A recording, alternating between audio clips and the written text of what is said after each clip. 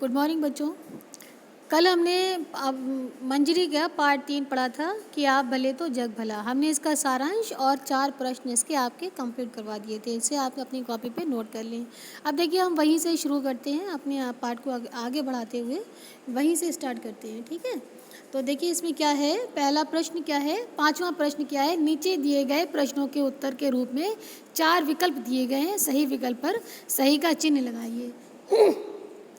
तो आपको क्या करना है, पहला वाला क्या है, लोग आपसे प्रेम और नम्रता का बर्ताव करेंगे जब आप, तो इसमें चौथा वाला ऑप्शन सही है, लोगों के दोष ना देखकर उनके गुणों की ओर ध्यान देंगे। अगला प्रश्न है, बापू के किस गुण के कारण लोग उनकी ओर आकर्षित होते थे। इसका भी राइट आंसर 4 वाला ही है, प्रेम और सहानुभूति। अब देखिए यहाँ पर प्रश्न खत्म हो गए, यहाँ पर निबंध से तो पार्ट खत्म हो गया। अब हम यहाँ पे आते हैं भाषा की बात। भाषा की बात क्या होता है, व्याकरण होता है, ठीक है।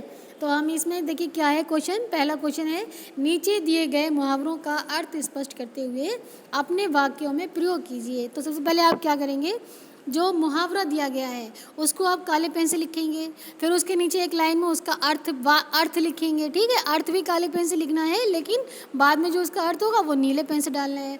और फिर उसका आएगा वाक्य प्रयोग, ये भी एक हेडिंग पड़ेगी, वाक्य प्रयोग ब्लैक पेन से पड़ती है, और फिर आपको नीले पेन से उसका वाक्य प्रयोग करना है। तो ठीक है, हम आपको यहाँ पर मुहावरे का अर्थ, मुहावरे का अर्थ और उनका वाक्य प्रयोग बता रहे हैं। तो आपको जैसा हमने निर्देश दिए हैं, आप निर्देशानुसार कार्य करें अपनी पुस्तक पर, उत्तर पुस्तक पर। देखिए पहला वाला मुहावरा है कि टूट पड़ना, तो इसका हम अर्थ क्या लिखेंगे, हमला करना, और उसके नीचे हेडिंग डाल के लिखेंगे वाक्य प्रयोग।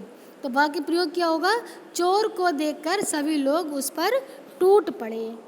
ठीक, ये आपका कंप्लीट हो गया। दूसरा देखिए, दुम हिलाना, दुम हिलाने का अर्थ क्या होता है, खुश होना। और वाक्य प्रयोग देखिए आप इसका कि अधिकारी को देखकर नौकर दुम हिलाने लगते हैं। ठीक, अब देखिए तीसरा वाला है दिल दुखाना, इसका अर्थ होता है कष्ट पहुंचाना।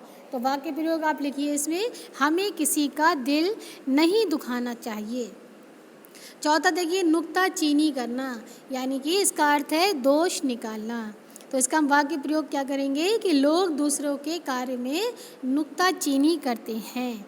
अब देखिए पांचवा वाला मुहावरा है कि आग बबूला होना, यानी कि इसका अर्थ है नाराज़ होना।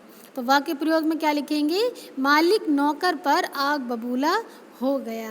देखिए छठा वाला यहाँ पर मुहावरा है कि चुटकी लेना, इसका अर्थ क्या हो गया, विनोदी स्वभाव दिखाना। ठीक है, इसका वाक्य प्रयोग लिखिए, मोहन चुटकी लेकर प्रसन्न होता है। अब देखिए सातवां है कि दिमाग चढ़ना, यानी कि इसका अर्थ हो गया घमंड करना, ठीक, या फिर अवहेलना करना। तो इसमें वाक्य प्रयोग क्या करेंगे हम कि पैसा मिल जाने पर मोहन के दिमाग चढ़ गए। ये आपके मुहावरे कंप्लीट हो गए। तो अब हम प्रश्न नंबर 2 में आते हैं कि देखिए प्रश्न क्या है कि पाठ में आए हुए असाधारण मिश्र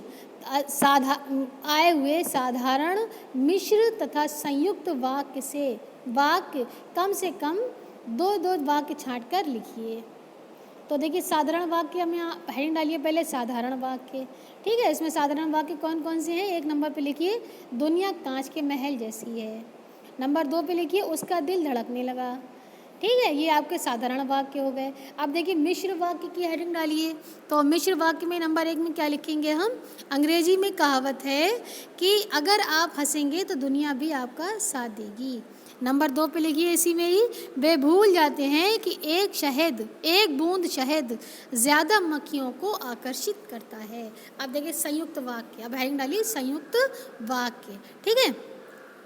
तो इसमें क्या आ रहा है, नंबर 1 पर लिखिए आप, अपनी शान दिखाने के लिए वह भौंकने लगा, उसे भी कुत्ते भौंकते